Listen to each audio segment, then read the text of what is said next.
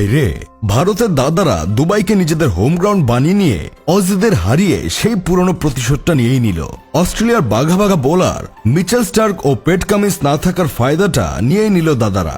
যদিও ভারতের দাদাদের মাস্টারপিস বোলার জাসপ্রীত বুমরা ছিল না, এই ফায়দা অস্ট্রেলিয়া নিতে পারল না। শেষ দিকে এসে দাদাদের কাছে হেরেই গেল। ওয়ানডে বিশ্বকাপের বদলাটা দিন শেষে ভারতের দাদারা মিনি বিশ্বকাপে নিয়ে নিল।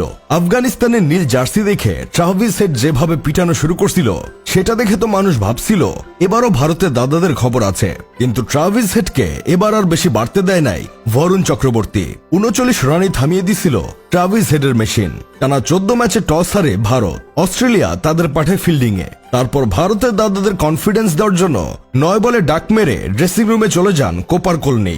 অস্ট্রেলিয়ার ব্যাটিং দেখে মনে হচ্ছিল ভারতের দাদাদের পরীক্ষার সব প্রশ্নের উত্তর কমন পড়ছে।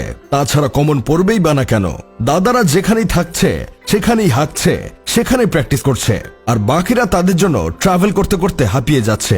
দুবাই ভারতের বাসা না হলেও বাসা বানিয়ে চ্যাম্পিয়ন্স ট্রফি খেলছে। এতে তো তাদের প্রতি ম্যাচই জেতার কথা, তাই না? স্টিভ স্মিথ ইনিংসটাকে বড় করতে গিয়ে ৯৬ বলে করেছে ৭৩ রান। তিনি একটা ফুলটস বলে বোল্ড হয়ে মাঠ ছেড়েছেন।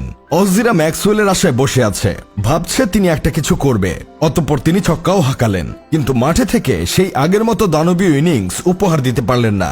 জশ ইংলিশও দুবাইয়ের হিন্দি পরীক্ষায় ফেল করলেন। অ্যালেক্স ক্যারিয়ার ব্যাট হাসলো, ৬১ রান করে সাজঘরে ফিরলেন। ৩ বল হাতে রেখেই অস্ট্রেলিয়া অল আউট হলো।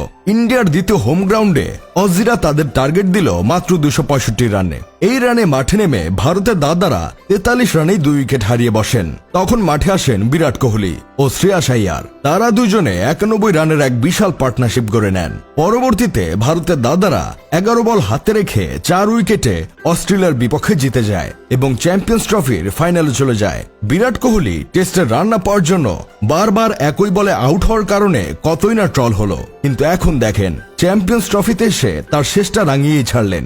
এজন্যই আসলে এদেরকে বিগ ফিশ ওরফে বিগ ম্যাচ প্লেয়ার বলা হয়। তিনি এই ম্যাচে ৮৪ রানের একটা ইনিংস খেলেছে, যেখানে ৫০+ রানই ছিল সিঙ্গেল রান, কিন্তু তাকে একটু হাঁপাতে দেখলাম না।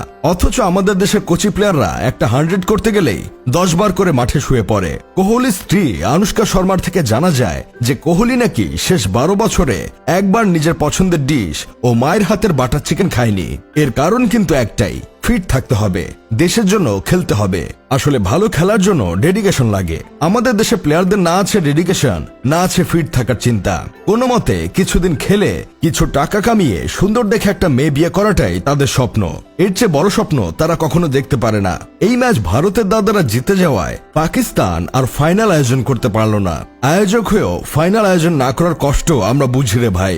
যাই হোক, শেষমেশ আমি গোলাম হোসেন একটা কাজের কথা কই। রোহিত শর্মা তার ক্যারিয়ারের শেষ সময় এসে যা শুরু করলো ভাই, ওয়ানডে বিশ্বকাপে ফাইনাল, টেস্ট চ্যাম্পিয়নশিপ ফাইনাল, টি-20 বিশ্বকাপ ফাইনাল, এখন আবার চ্যাম্পিয়ন্স ট্রফির ফাইনালে তুললেন ভারতকে।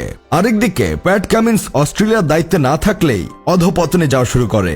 এই বিষয়টাকে আপনারা কিভাবে দেখছেন?